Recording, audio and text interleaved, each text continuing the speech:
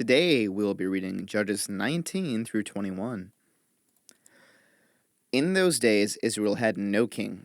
Now, Levite, who lived in a remote area in the hill country of Ephraim, took a concubine from Bethlehem in Judah. But she was unfaithful to him. She left him and went back to her parents' home in Bethlehem, Judah. After she had been there 4 months, her husband went to her to persuade her to return.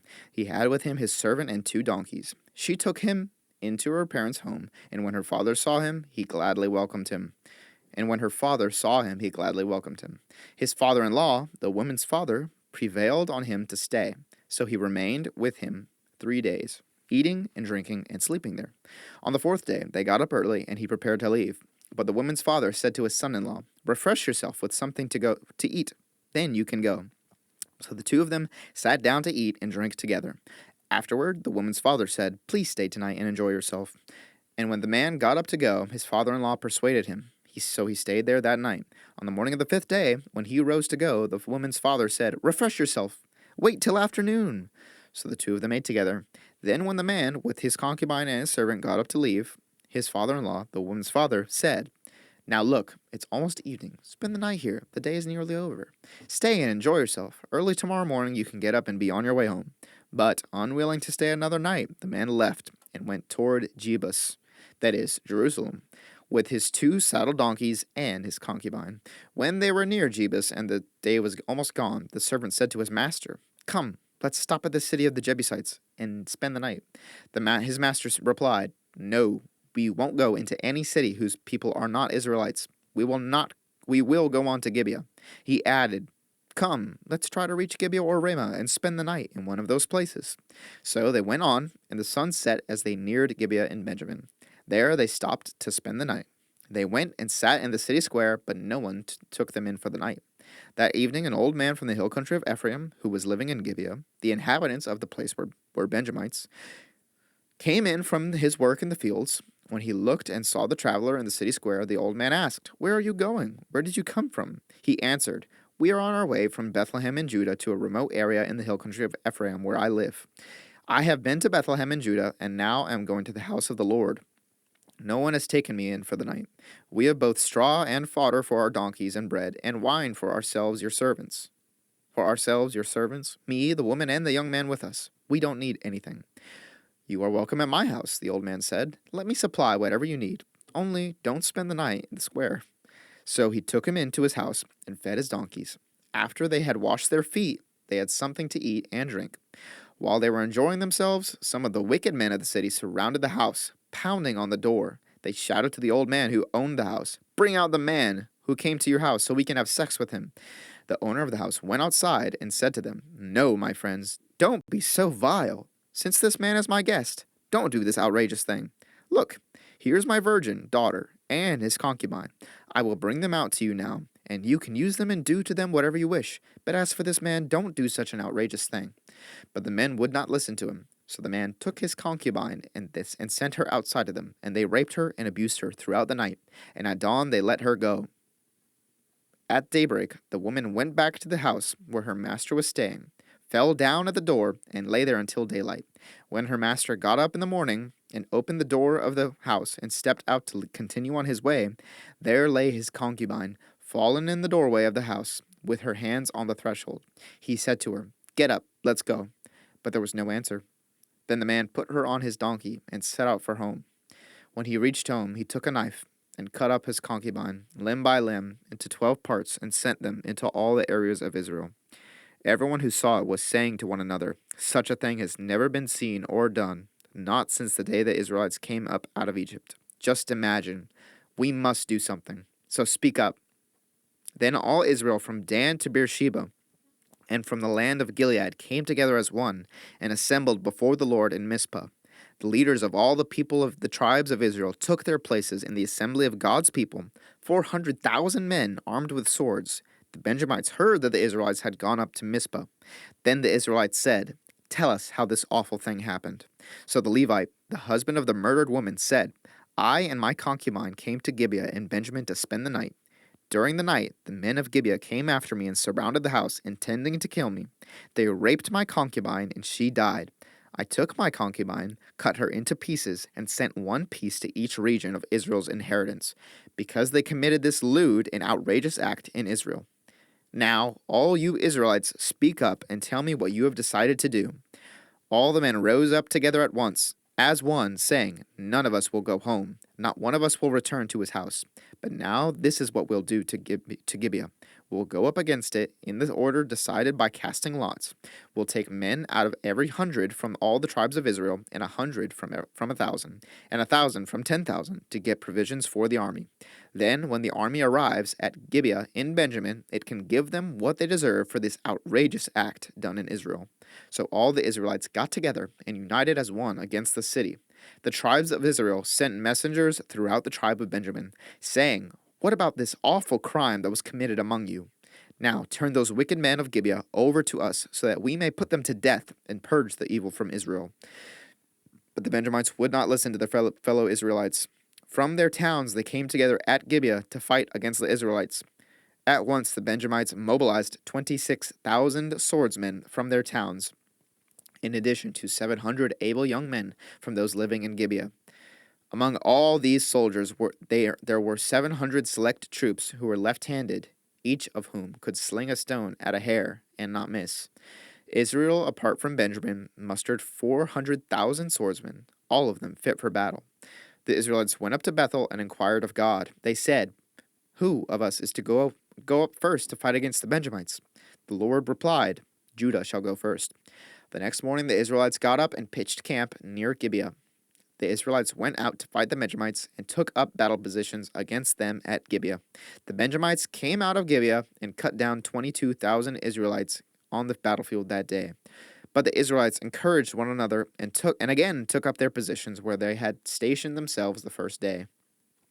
The Israelites went up and wept before the Lord until evening, and they inquired of the Lord. They said, "Shall we go up again to fight against the Benjamites, our fellow Israelites?"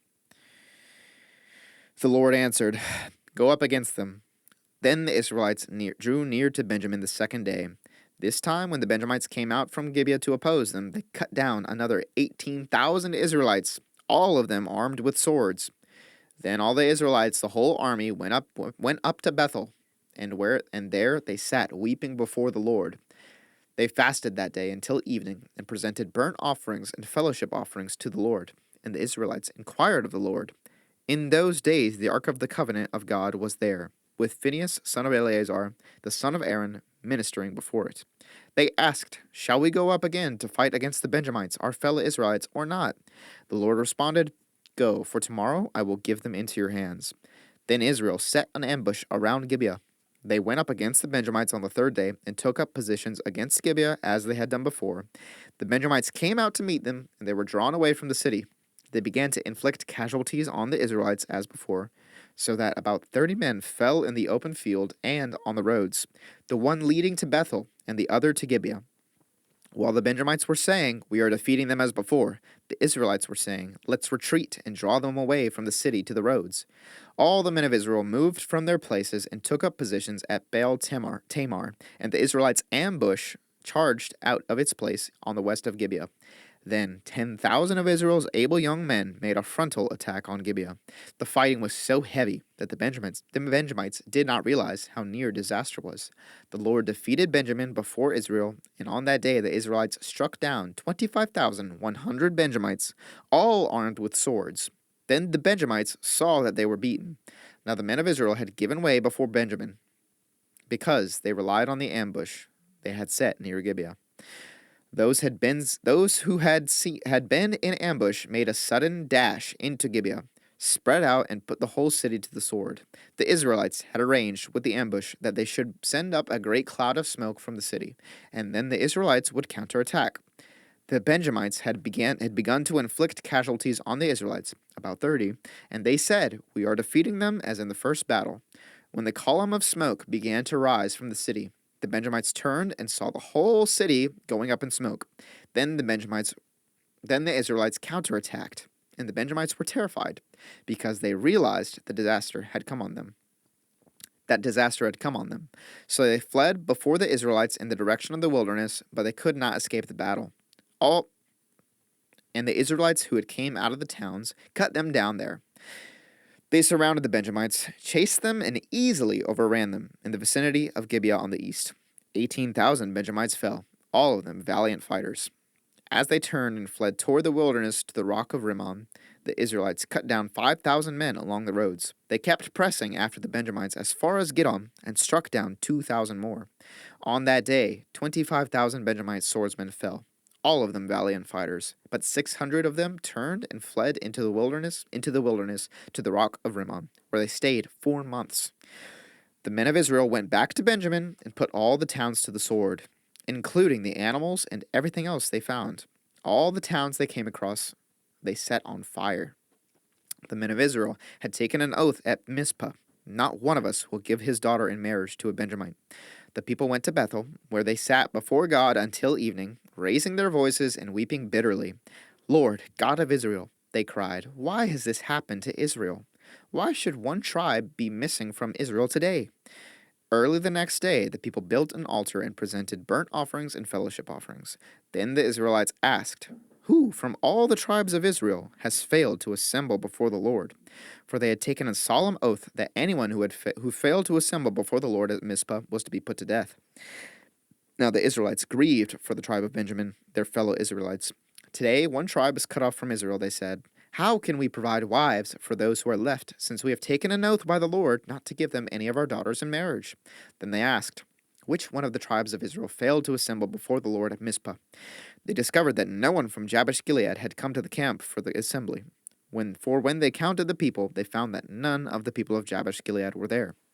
So the assembly sent 12,000 fighting men with instructions to go to Jabesh-Gilead and put to the sword those living there, including the women and children. This is what you are to do, they said. Kill every male and every woman who is not a virgin.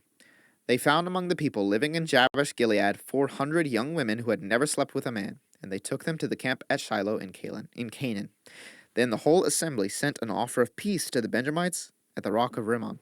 So the Benjamites returned at that time and were given the women of Jabesh-Gilead who had been spared.